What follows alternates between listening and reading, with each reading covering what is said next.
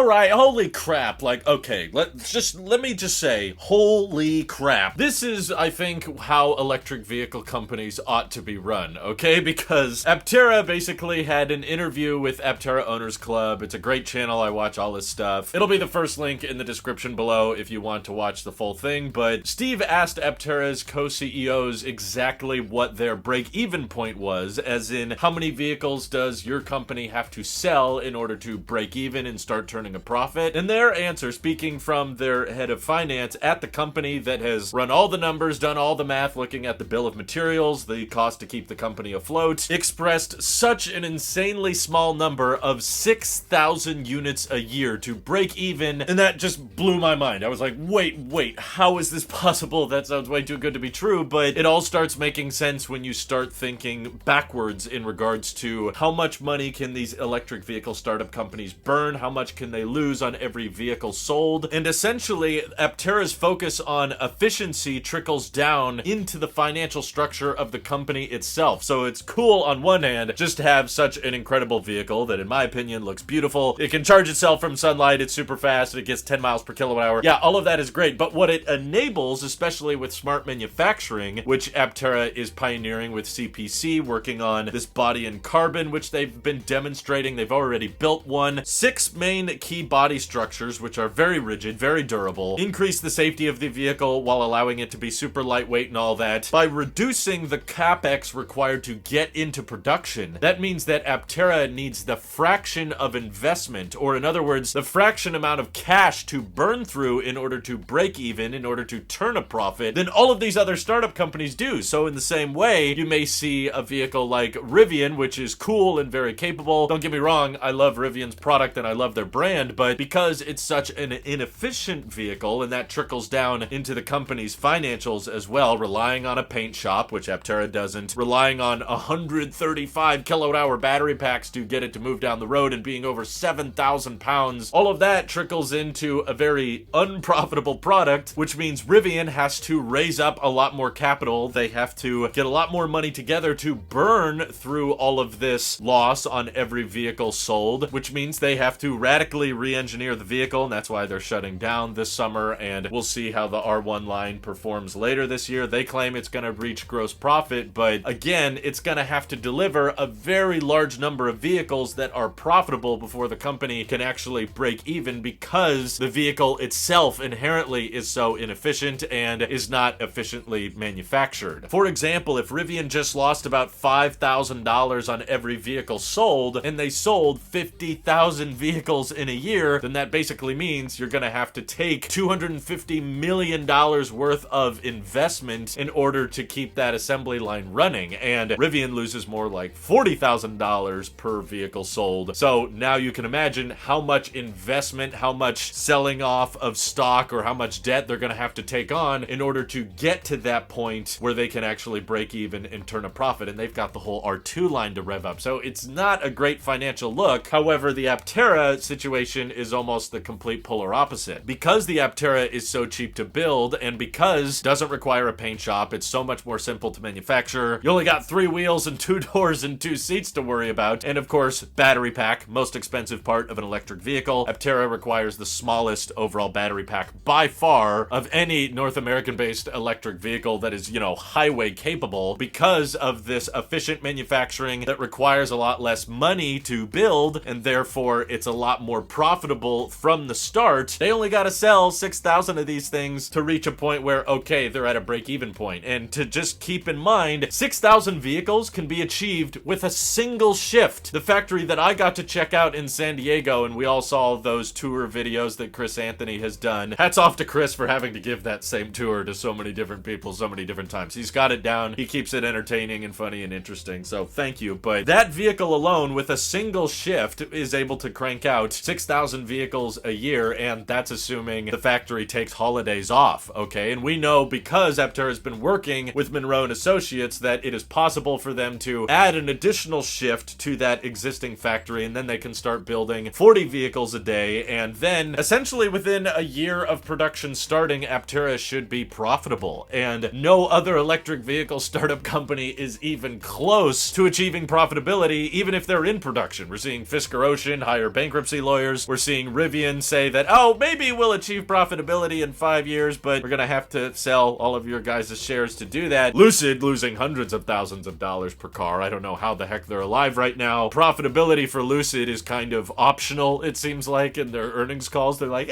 should we make a profit? I don't know. Is it that important? And yet all these venture capitalists and billionaires are willing to pour all this money into these inefficient startups that don't know how to turn a profit. Meanwhile, Aptera's like, yeah, give us about a year and we can turn it into a profitable business. And I also want to double down on this point and send this exact video to a ton of people doubting Aptera out there, because many out there complain, and I hear this comment a lot, even from people like MKBHD, that yes, they believe the Aptera efficiency claims. Okay, I can wrap my head around 10 miles per kilowatt hour in solar charging and getting up to 40 miles of range per day for free from the nuclear reactor in the sky. They can get on board with all that, but a lot of people complain, no, the Aptera business model is what's going to fail simply because there's not enough demand. You're going to need to sell hundreds of thousands of these things in order for the company to stay afloat, and a lot of people just criticize that, well, there's not enough demand for this company to become profitable. They would need to find hundreds of thousands of buyers every single year, and there's just not going to be enough demand for a vehicle that's a two-seater with 3 wheels, and it's too weird looking, or that's too niche, or it's not practical enough. Even though it's got more storage space than my Model 3, it's got better range than any other electric vehicle in its price category. It's also cheaper once you factor in 5 to 8 years of ownership cost than pretty much any other new vehicle on the road. It doesn't matter that it has CarPlay, Android Auto, the right to repair aspects. No, none of that matters because there's only 2 seats, or it's not safe enough, even though it's got side impact protection and airbags and huge crumple zones on the front and back. But this number that Aptera is giving us also squashes that theory as well, because it means, okay, let's say it's niche and Aptera can only sell 20,000 of these units a year. Maybe that's not big enough picture for you. Maybe that's making you feel like, oh, well, it's not outselling the Tesla Model Y, so why even manufacture it? Whereas in reality, I think this is exactly what the EV industry needs. Not everybody wants to buy the exact same kind of car. Some people want to buy things that are more specialized to fit their needs, and I think the Aptera personally fits a ton of different people's needs, but knowing that the company can be profitable and use that money to develop other vehicles to fit different use cases, they could have more seats, they could have more wheels, they could have more practicality, and Aptera is going to be able to bring in reasonable profits by just convincing 10 or 20,000 people a year that having a self-powered vehicle that's capable of 10 miles per kilowatt hour and accessing the far superior Tesla supercharger network, because NACS has been there from day one, they don't need to outsell the Tesla Model 3. They don't need to outsell Tesla's next generation vehicle, the compact car. A lot of people act like, oh, well, who's going to buy an Aptera when those things exist? Well, people who want more range, people who want right to repair, people who want CarPlay, people who can't charge from home. There's 35% and growing number of Americans living in apartment buildings, most of which don't have home charging solutions. And you can't expect people who are buying, 250 mile range EVs to do all of their charging at superchargers, because they get busy and superchargers tend to be more expensive. Whereas an Aptera just parked outside your apartment complex is probably going to bring enough energy in from the sun to cover your daily driving needs. And even if it's a totally cloudy area and you barely get any solar charging, well, if you have to charge your vehicle at a DC fast charger, wouldn't you want as much range as possible so you don't have to go back there every single day? Aptera checks all these boxes for so many people. That's why, just as a reminder, before all the Aptera haters complain, oh, there's not enough demand for this kind of a vehicle, well, they just surpassed 47,000 paid reservations. 47,000 people that were interested enough in this product to say, you know what, it's a startup company, but I'm gonna give them a deposit here because I am interested, I am curious in this product, and I could see it working in my daily life. So basically, with a 2-shift system at their first factory in San Diego, there will likely be many other factories across the world in the future, but the first factory capable of cranking out 15 to 20,000 vehicles a year, assuming Aptera shut off reservations for their vehicle today, it would still take that factory several years to catch up on all of the deposits that they have currently. That's how much demand there is when it's a startup. Imagine what the demand is going to be like when the vehicle's actually in production. And there's real world reviews. There's people like me that are going to be driving them around, reviewing them, telling people all of the advantages of efficiency and all of the advantages of solar mobility, telling people all of these perks about this design and perks about having a right to repair focused company. That's when you're going to see a whole nother wave of demand, and I can tell you from experience, the Aptera turns heads like no other. It's just like the Cybertruck. People want to know more about it. They're curious about it. They're drawn to it. it. And when you have a design as radical as the Aptera does, it's not going to enter the market unnoticed. Even if it's not for everybody, even if you can't make it work for your daily life, you and people in your community, you're gonna know about it and you're gonna consider it when those times in life come up where, man, home charging is getting expensive or supercharging is getting expensive. Maybe I should consider a vehicle that gets more miles per kilowatt hour than what I'm currently driving. And that's when the inevitable design of efficiency, the Aptera, I think is going to enter the picture. So my mind was blown by this spec that Chris Anthony dropped on us earlier today. I can't wait for more updates from the company. Are there any other things you're excited about when it comes to Aptera as a whole? Feel free to let me know down in the comments below. And thank you to everybody supporting this channel directly. It seriously helps us out a ton, as does just watching these videos. So thanks again. Have an excellent rest of your day.